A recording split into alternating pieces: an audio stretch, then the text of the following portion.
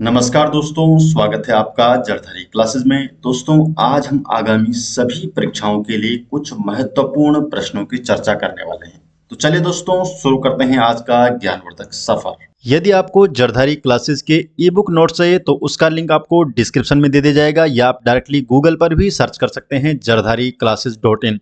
आपको हमारे ई book store में मिल जाएगा 100+ उत्तराखंड एग्जाम के सोल्व पेपर, उत्तराखंड हिस्ट्री के नोट्स, उत्तराखंड डिस्ट्रिक्ट सीरीज के नोट्स, रीजनिंग के नोट्स, जनरल हिंदी के notes, Uttarakhand current affair, national current affair, international current affair और model paper and MCQ set भी आपको हमारी वेबसाइट में देखने को मिल जाएगा, जो कि आपके complete UKPSC, UK triple SC के एग्जाम के लिए काफ़ी महत्वपूर्ण साबित होने वाला है। क्वेश्चन नंबर 1 है, निम्नलिखित में से कौन सा युग्म सही सुमेलित नहीं है। तो यहाँ पर आप देखते हैं क्वेश्चन में क्या दे रखा है। इधर दे रखी है राजधानी और इधर दे रखा है जो कि राजा है। तो यहाँ पर देख सकते हैं ऑप्शन नंबर 1 है जो श्रीनगर है, तो श्रीनगर अजयपाल की राजधानी थी। ऑप्शन सही है आपका। चांदपुर गढ़ी ये भानु प्रताप की राजधानी थी। अल्मोड़ा, अल्मोड़ा क्या है, ये कनकपाल की राजधानी थी। तो यही आपका सुमेलित नहीं लग रहा है यहाँ पर, तो इसलिए सी ऑप्शन आपका यहाँ पर सही जवाब हो जाएगा। और टिहरी तो सुदर्शन शाह की राजधानी थी। डिटेल जान लेते हैं। तो देखिए दोस्तों, आप यहाँ पर कॉपी और पेन ले लीजिए, और जो मैं आपको डिटेल बता रहा हूँ, तो एक क्वेश्चन के अंदर काफ़ी सारे मैं डिटेल बता रहा हूँ। एक क्वेश्चन के साथ ही आपके 4 से 5 क्वेश्चन यहाँ पर आपके कवर हो रहे हैं, तो इसलिए आप कॉपी पेन जरूर निकाल लीजिए, और 1 बाय 1 आप इससे यहाँ पर जो डिटेल में बता रहा हूँ इन्हें आप नोट भी करते जाइए। तो देखिए, जो श्रीनगर है ये अजयपाल की राजधानी है। तो अजयपाल जो गढ़वाल के परमार वंश का जो शासक था, और इन्होंने 1517 ईस्वी में श्रीनगर को गढ़वाल की राजधानी बनाया था। उन्होंने 52 गढ़ों को एकीकृत कर गढ़वाल राज्य की स्थापना की थी। तो अजयपाल ने 52 गढ़ों को एकीकृत करके गढ़वाल राज्य की स्थापना की थी।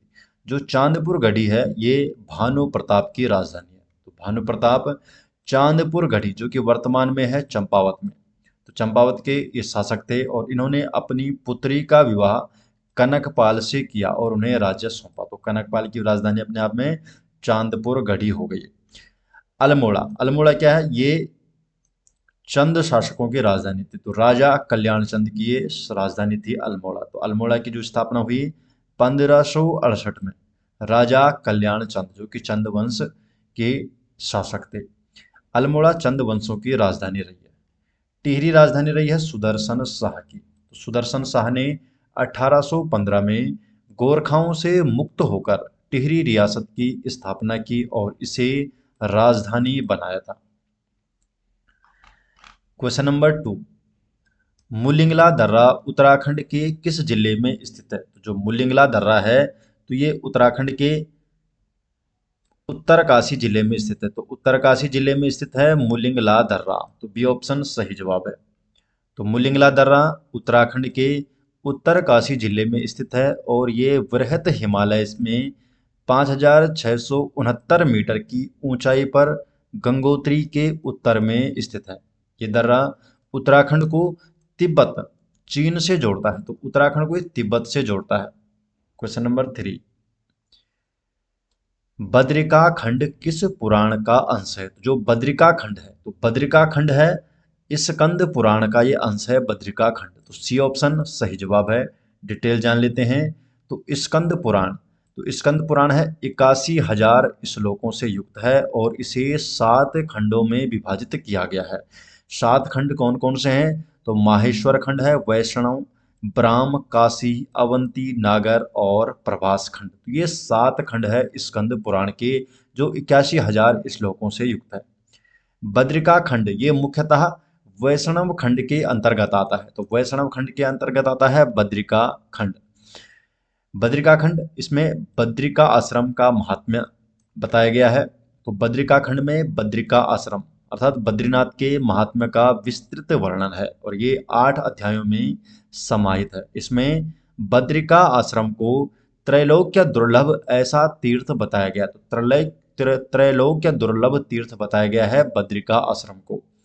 पुराण का महत्व, तो पुराण का महत्व क्या है, तो स्कंद पुराण को 18 महापुराणों में सबसे बड़ा माना जाता है, और ये शैव पुराण और भगवान शिव के पुत्र कार्तिकेय स्कंद नाम से भी जो जाने जाते हैं, तो इनके नाम पर है कार्तिकेय। स्कंद के नाम पर ये स्कंद पुराण है। स्कंद पुराण के अनुसार बद्रिका आश्रम को विभिन्न युगों में अलग अलग नामों से जाना जाता है। अलग अलग नाम से कौन कौन से नाम को किस युग में जाना जाता है, इसके बारे में जानते हैं। तो जो सतयुग है, तो सतयुग में बद्रिका आश्रम को मुक्ति प्रदा के नाम से जाना जाता है। त्रेता युग में योग सिद्धदा, द्वापर युग में विशाला और कलयुग में बद्रिका आश्रम। तो अभी से बद्रिका आश्रम के नाम से जाना जाता है कलयुग में। क्वेश्चन नंबर 4, निम्नलिखित में से कौन सा एक युग्म सही सुमेलित नहीं है? तो इसमें सुमेलित कौन सा नहीं, तो देख लेते हैं आप। ऑप्शन नंबर ए क्या है? राजाजी नेशनल पार्क है, तो ये देहरादून, हरिद्वार, पौड़ी गढ़वाल में है, बिल्कुल सही है। गोविंद नेशनल पार्क उत्तरकाशी में है। अस्कोट वन्यजीव अभयारण्य ये पिथौरागढ़ में है, बिल्कुल ठीक है। तो जो बिनसर वन्यजीव अभयारण्य है ये देहरादून में नहीं है, तो ये कहाँ है दोस्तों? ये है आपका अल्मोड़ा जिले में। तो इसलिए डी ऑप्शन ही आपका सही जवाब हो गया है, क्योंकि पूछा गया है इनमें से कौन सा युग्म सुमेलित नहीं है। तो बिनसर वन्यजीव अभयारण्य ये है अल्मोड़ा में। तो बिनसर वन्यजीव अभयारण्य ये अल्मोड़ा जिले में स्थित है। और राजाजी नेशनल पार्क ये देहरादून, हरिद्वार और पौड़ी गढ़वाल में फैला है और हाथियों के लिए प्रसिद्ध है। जो गोविंद नेशनल पार्क है ये उत्तरकाशी जिले में स्थित है और इस पार्क में हिम तेंदुआ व कस्तूरी मृग पाए जाते हैं। अस्कोट वन्यजीव अभयारण्य ये पिथौरागढ़ जिले में स्थित है और इस अभयारण्य को 1986 में कस्तूरी मृग के संरक्षण हेतु स्थापित किया गया था।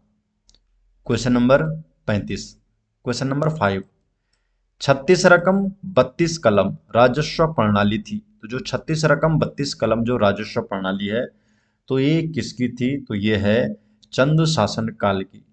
तो चंद शासन काल की जो चंदों की ये राजस्व प्रणाली थी 36 रकम 32 कलम।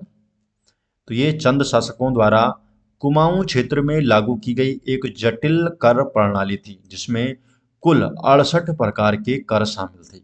चंद राजाओं के ताम्र पत्रों अभिलेखों जैसे मूलाकोट ताम्र पत्र, इसमें इन करों का विवरण मिलता है। क्वेश्चन नंबर 6, निम्नलिखित में से किस गढ़वाल नरेश ने तिब्बत पर 3 बार आक्रमण किया?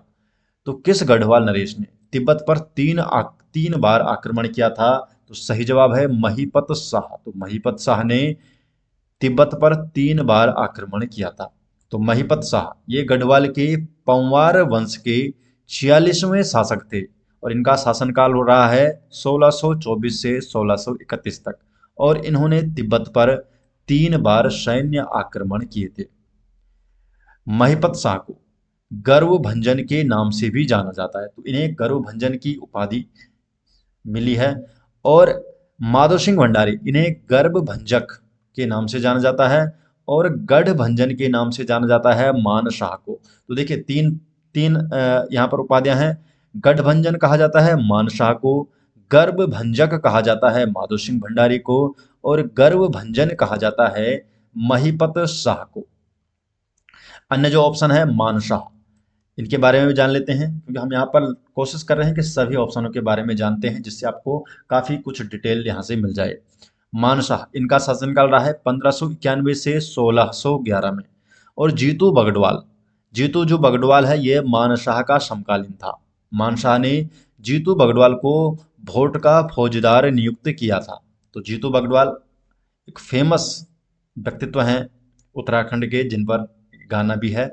तो ये मानशाह के समकालीन था और मानशाह ने ही इन्हें फौजदार नियुक्त किया था। पृथ्वी शाह ये महीपत शाह के पुत्र थे और ये बैठे थे 7 वर्ष की आयु में गद्दी पर, क्योंकि महीपत शाह है इनकी मृत्यु हो गई थी और 7 वर्ष की आयु में फिर पृथ्वी शाह 7 वर्ष की आयु में गद्दी पर बैठे और इसके कारण इनकी माता रानी कर्णावती संरक्षिका के रूप में इन्होंने यहाँ पर कार्यभार संभाला। फतेह शाह या फतेहपति शाह इनका शासनकाल रहा है 1667 से 1716 तक और फतेहपति शाह ने सहारनपुर पर आक्रमण किया तथा दरोरा परगने में फतेहपुर नामक नगर बसाया। तो दरोरा जो परगना है इसमें इन्होंने फतेहपुर नामक नगर बसाया। फतेहपत शाह के दरबार में भी 9 रत्न थे। कौन कौन से 9 रत्न है? सुरेशानंद बर्थवाल, खेतराम धस्माना, रुद्री दत्त किमोठी, हरिदत्त नौटियाल, बाशवानंदन बहुगुणा, शशिधर डंगवाल, सहदेव चंदोला, कीर्तिराम कंठोला और हरिदत्त थपलियाल। तो जो फतेहपत शाह थे तो इसके दरबार में भी 9 रत्न थे, और ये जो 9 रत्न हैं इनके नाम आपको यहाँ पर मैंने दे दिए हैं, इन्हें आप नोट कीजिए। और इसी कारण फतेहपत शाह को गढ़वाल का अकबर भी कहा जाता है। तो इसलिए प्रश्न पूछा जा सकता है कि गढ़वाल का अकबर किसे कहा जाता है? तो फतेहपति शाह को कहा जाता है गढ़वाल का अकबर।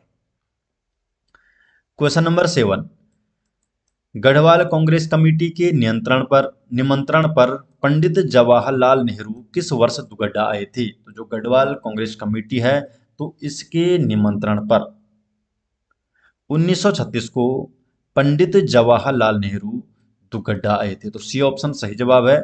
1936 को दुगड्डा आए थे पंडित जवाहरलाल नेहरू। क्वेश्चन नंबर 8, जमरानी बांध निम्नलिखित में से किस जनपद में स्थित है? तो जो जमरानी बांध परियोजना है ये किस जनपद में स्थित है? नैनीताल में। D option Nainital. तो जो जमरानी बांध है ये नैनीताल जनपद में स्थित है, और ये गोला नदी, रामगंगा नदी की जो सहायक नदी है, गोला नदी है ये, यहाँ पर जमरानी गांव के पास स्थित है जमरानी बांध परियोजना। और इससे जो लाभान्वित जिले हैं तो उत्तराखंड के नैनीताल और उधम सिंह नगर जिले इससे लाभान्वित हैं, और उत्तर प्रदेश के रामपुर और बरेली जिला।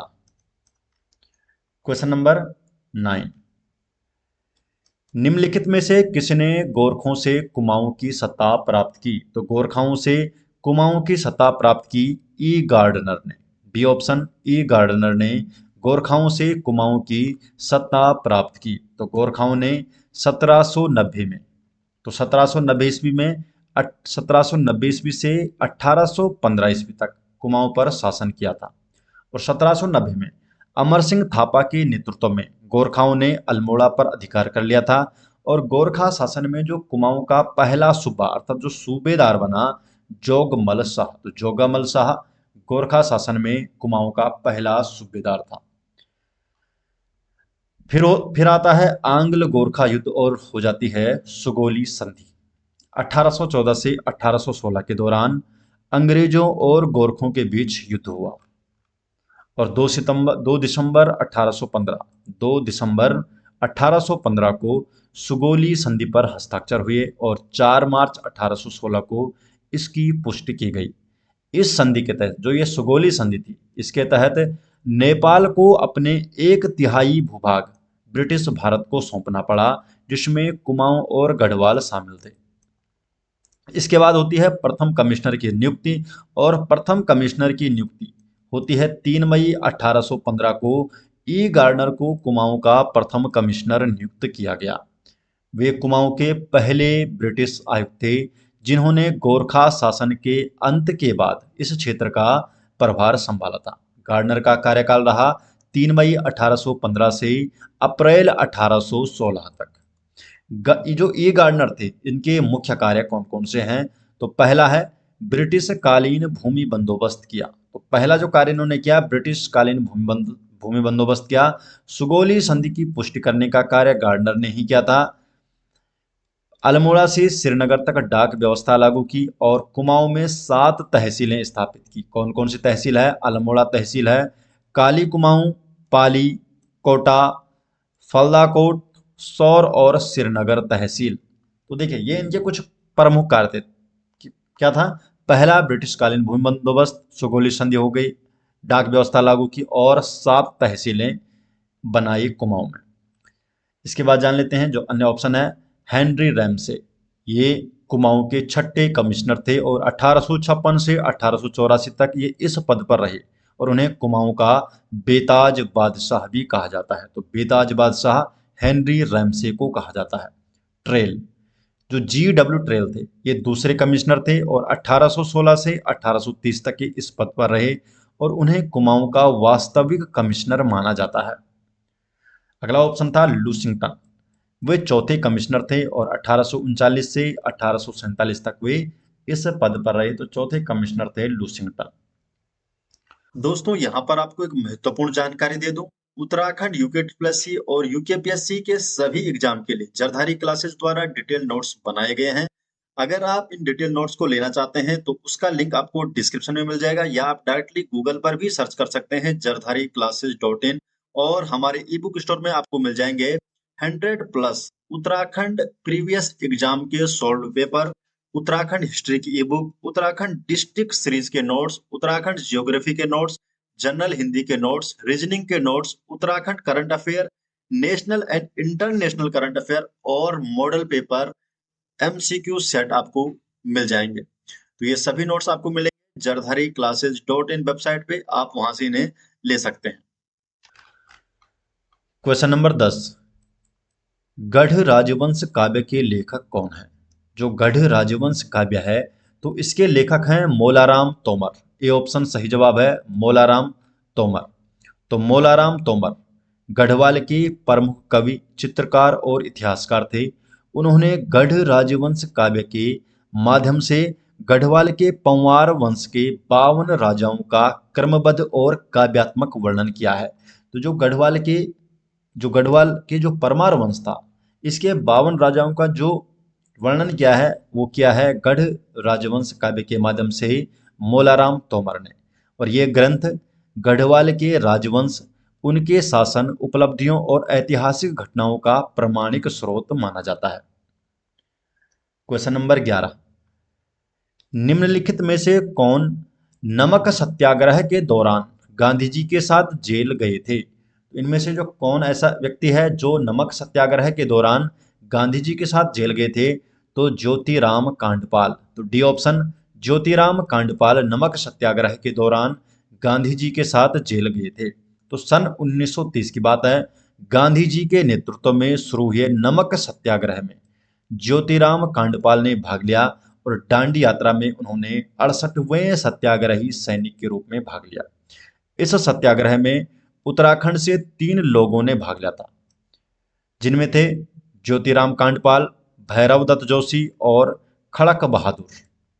तो ये 3 व्यक्ति यहाँ पर शामिल हुए थे। तो ज्योतिराम कांडपाल ने 1931 में देघाट में एक राजस्व आश्रम की स्थापना की और गांधी जी के निर्देश पर स्थानीय कांग्रेस पार्टी और कार्यालय का नेतृत्व किया। क्वेश्चन नंबर 12,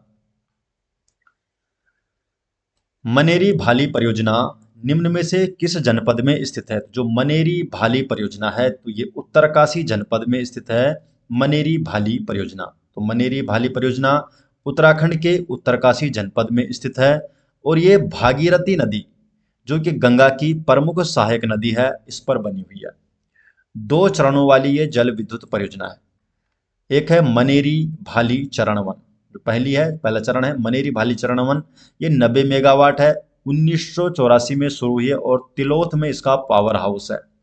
मनेरी भाली जो चरण 2 है, 304 मेगावाट इसकी कैपेसिटी है, क्षमता है, और 2008 में शुरू हुआ और धरासू में पावर हाउस है। इसका कुल उत्पादन क्षमता है 394 मेगावाट।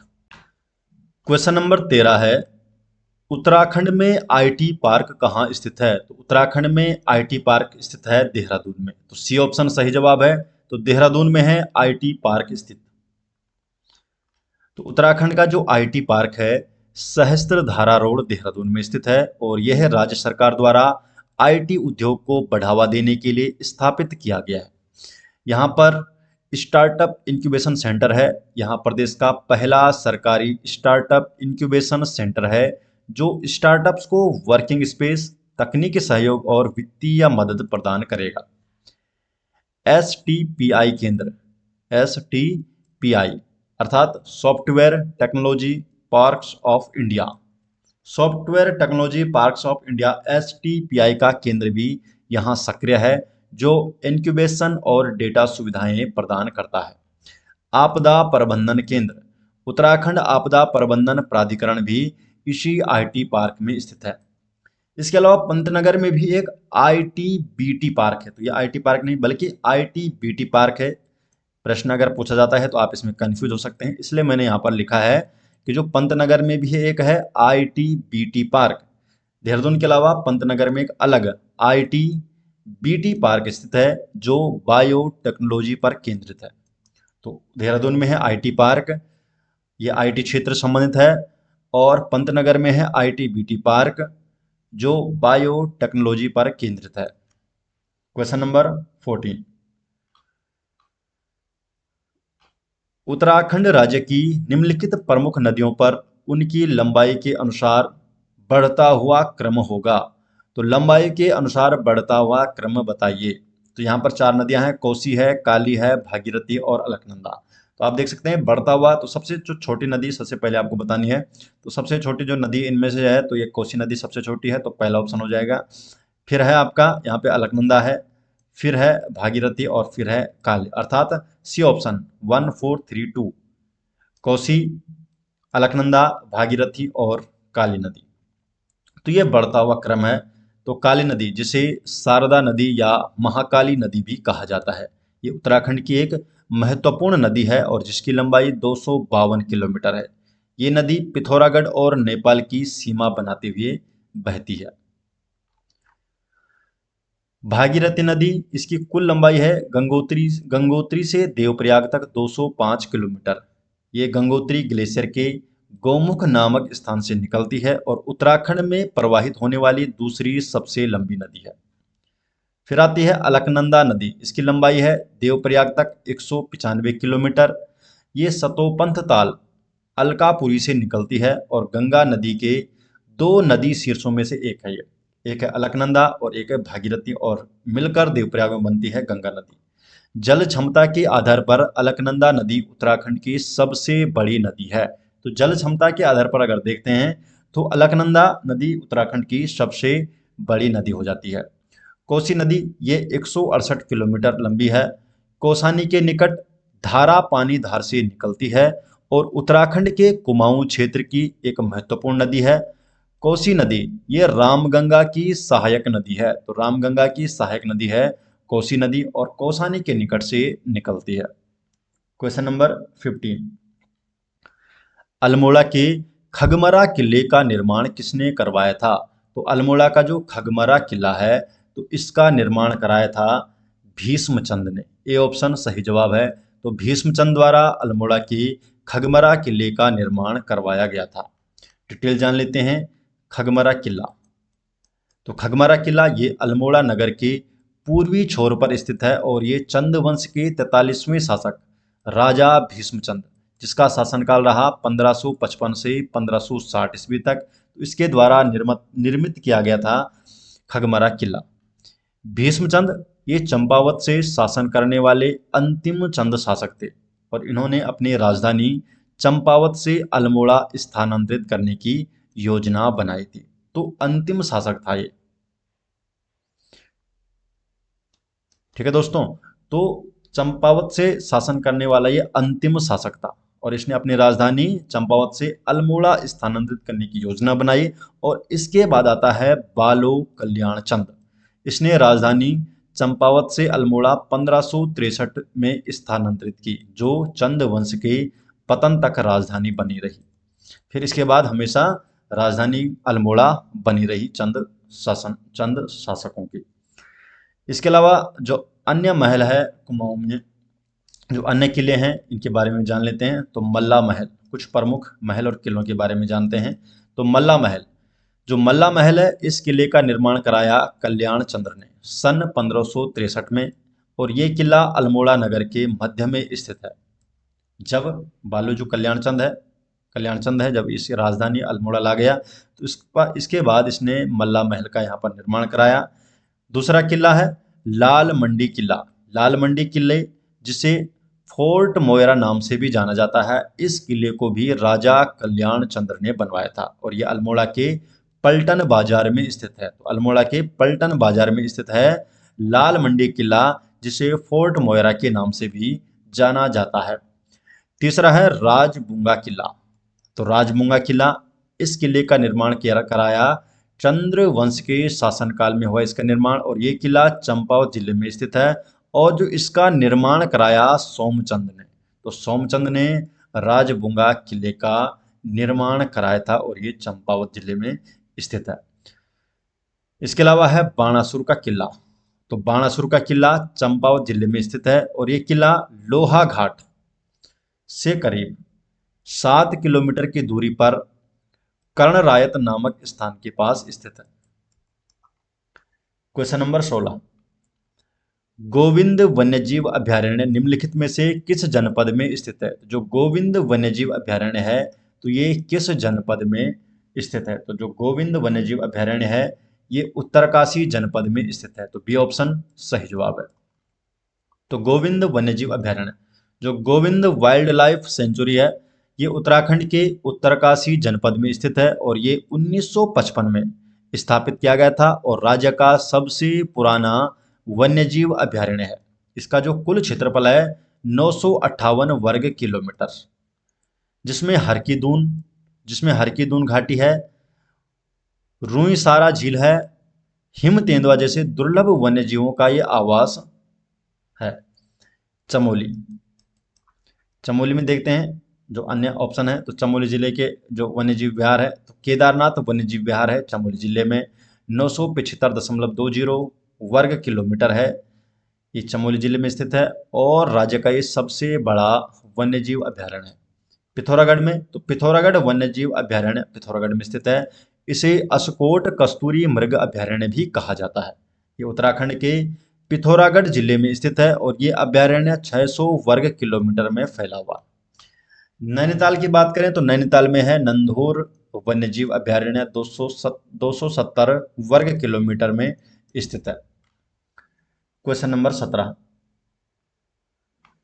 लाखू उडियार या लाखू उडियार के शैल चित्र उत्तराखंड के किस जनपद में स्थित है? तो जो लाखू उडियार है तो इसके शैल चित्र अल्मोड़ा में स्थित है। तो अल्मोड़ा जनपद में स्थित है लाखू उडियार के शैल चित्र। तो लाखू उडियार के प्रागैतिहासिक शैल चित्र अल्मोड़ा जनपद में स्थित है और ये स्थल सुयाल नदी के तट पर अल्मोड़ा बरछीना मार्ग पर स्थित है। तो अल्मोड़ा बरछीना मार्ग पर स्थित है, सुयाल नदी के निकट।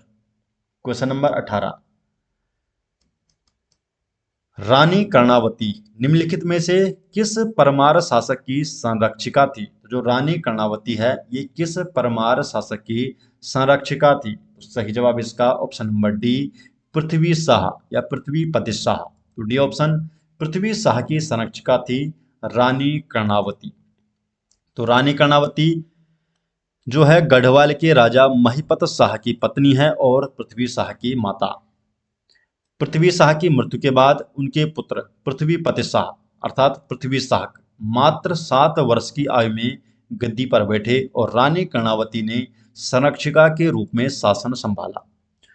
मुगल इतिहासकार अब्दुल हमीद लाहौरी और इटालियन यात्री निकोलाओ मानुची, इसने अपनी किताब हिस्टोरिया डो मोगौर यानी मुगल इंडिया में गढ़वाल की रानी के बारे में विस्तार से लिखा है।